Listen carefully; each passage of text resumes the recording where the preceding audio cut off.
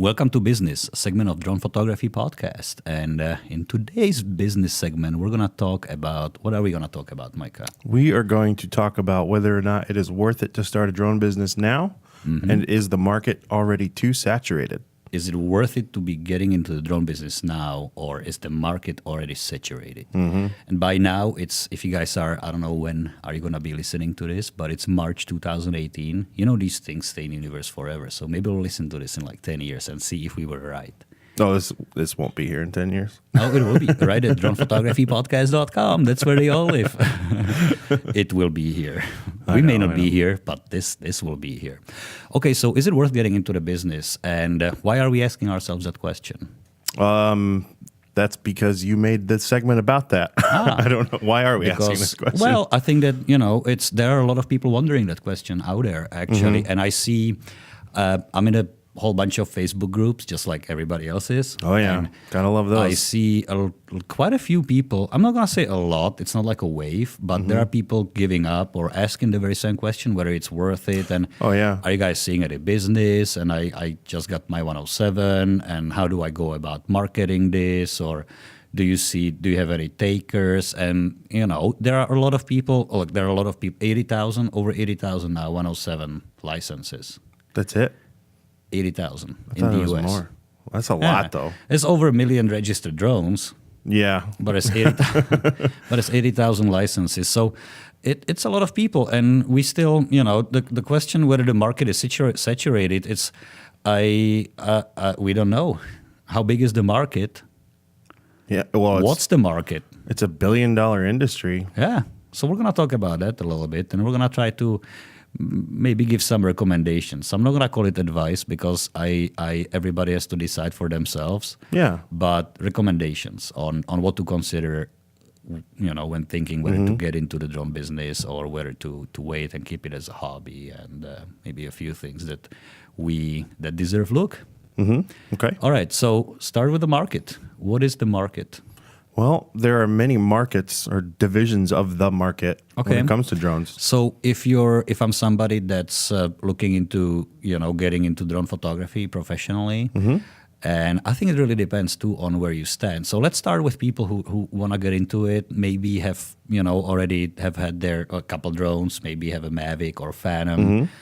And are really loving what they're doing and kind of see this as a possibility and dream, maybe not dream, but maybe contemplate doing this professionally.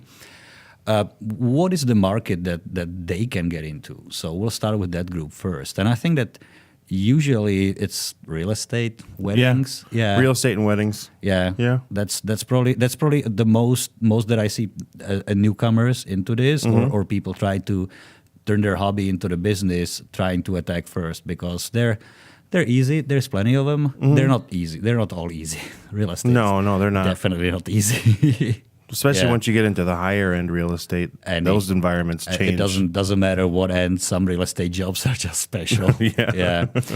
But that's what usually people try to get into, and I would say for that segment or that part, I probably wouldn't try to quit my job and race into this. Not if you're just going to bank on real estate. Yeah, unless you have some serious sales skills or some serious connections. Now, if you're a real estate agent and have your license and want to use this or have this as an add-on to your marketing, and you don't feel like paying any of these people trying to get their first job, then you can do that too. But that's a little bit different situation. It's an add-on. You're not quitting your job. Right. You're not leaving anything. You're just taking the tool that the drone is, or the ability to get camera anywhere, and you're using it in your context, your job. But I think if you're just unless you're like really, really good. I see some people who are really talented photographers out there, maybe at a level where it's still hobby for them. Very rarely though. It's usually people who are, I call them terrestrial photographers. Terrestrial. That get into the drones, that have a little bit easier start because the learning curve is not that huge. Right. So if you have that, and maybe you're already getting some freelance work too, but no, again, that's like adding a tool. Yeah, to your toolkit. You're just adding a drone as a tool, but you're already doing it. So I think the answer would be don't quit your job. Yeah, unless no, I wouldn't. unless you're Don't do what someone. I did. Don't do what Micah did. Don't do what I did, actually, too. But I already had a good amount of drone business going by the time I did that, actually. So I didn't just. You were like extreme. You quit your job, then you bought a fan. Well, see, I had enough Planning. of before drone life.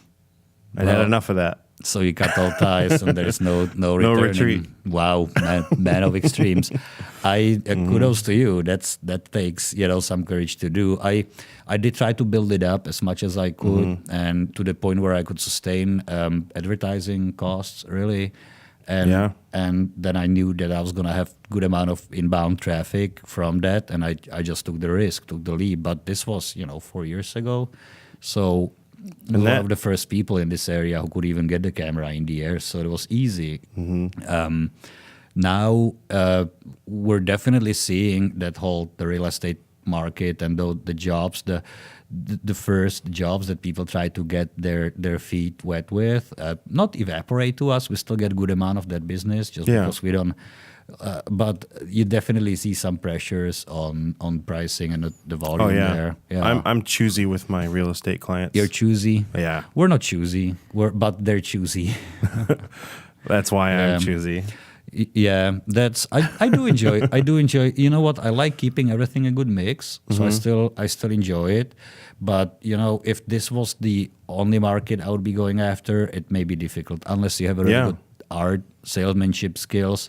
And you can just pump these things out really fast, or you can pump these things out really fast. So either get into a really high end, where it's really competitive, and you can attack the markets if there is even such real estate in your market.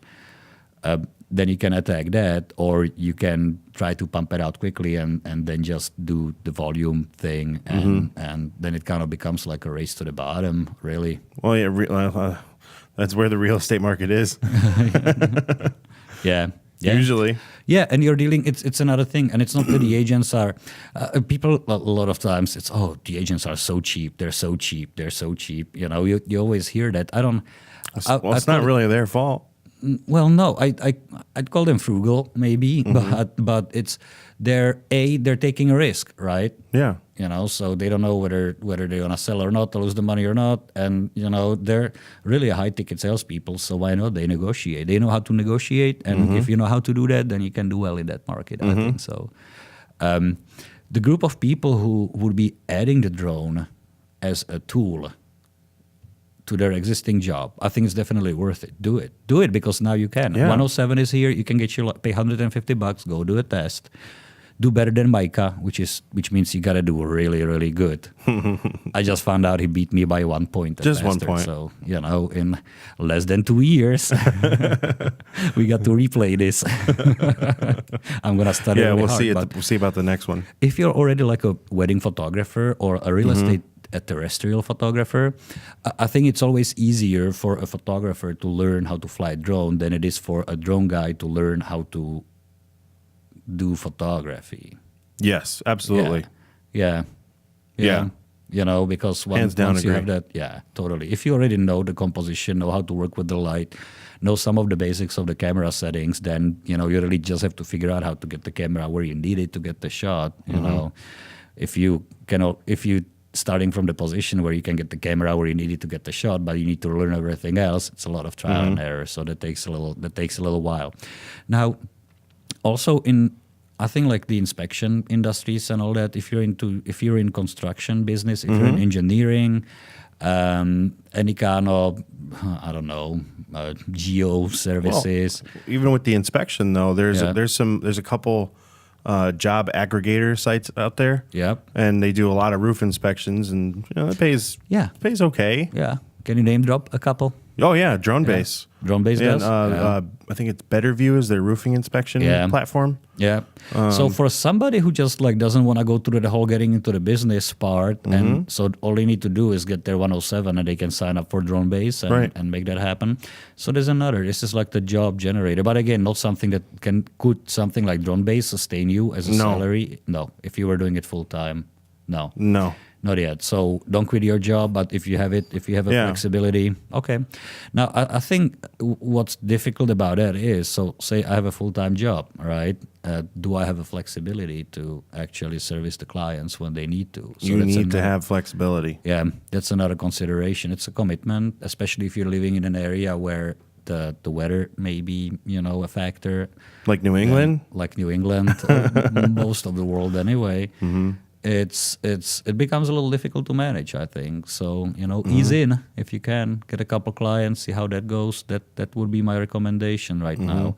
And I'm curious to see how many, where are we with the 107? Like, what's the number of the licenses, say, by the end of this year? And where is it going to be by the time the first people who are taking this start hitting the 2 years? So they're going to be coming up for retesting. How many of them will actually retest? And I think there'll be some good stats. I think there'll be a first serious point where we can tell how the industry is doing or not, whether the market is growing or whether, it's shrinking. Okay, so you're saying that people take their test. Yeah. And then they do the business for maybe a period of time and then they drop out. Yeah. And you'll see how many dropouts there are, because It's a some may shame not like it. when they do. Yeah, but you know what? There are a lot of people. I can't discourage people. I have to tell them there's a lot of everything, especially around here. Like there are a lot of gas stations. There are a lot of restaurants. There are a lot of fast food places. But, we all we all have our favorite, right? Whether it's an actual place or a brand. And we're all customers, and I think that counts in the drone business too. Like once you can deliver, if you can make your customers happy, and you can grow business that way, like who says you can't do it if you're just starting up? It's about perseverance. It's about how much. I'm not gonna say how much you really care, because I'm pretty sure all the people who are getting into this care. But do you really have more energy and time into this and perseverance than the next guy? Because it's like the fastest one wins, really. Yeah. I see some consolidation now. There are a lot of smaller guys trying to get into or form larger companies. We kind of did it. We took 3 companies and made one, out of that. And it's just kind of like many other industries, if you think about it. It starts very fragmented into a whole bunch of guys, operators, girls too, of course. But then it kind of consolidates into smaller versions. So you may see, are we gonna see a bunch of really dominant companies, and then a whole bunch of people around them? Probably it may happen. Oh yeah, I'm sure there will be the big 3 eventually. Yeah. If the industry is still around for that long, for that to happen. Yeah, as long as we don't have any more close calls. Yeah. So that's about it. It really. So the answer whether to get into the drone business or not is yes, do it. Definitely. But have a plan. Have a really good plan.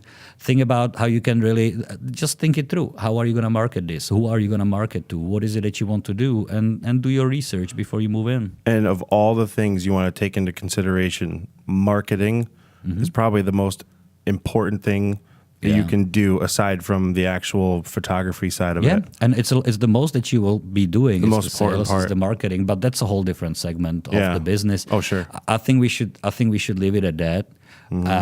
So hopefully that helps I don't say advice, as a recommendation. Yeah. And we want to hear from you guys. Let us know what do you think? Is it worth getting into the business? Did you just get into the business? And are you left wondering where the jobs are going to come from? We do want to hear from you, and you can let us know in a few places. Facebook, you can go to dronephotographypodcast.com. You can simply click on a link in the show notes if you're listening to the podcast version of that, or you can just leave your question in the comments on YouTube if that's where you're watching this.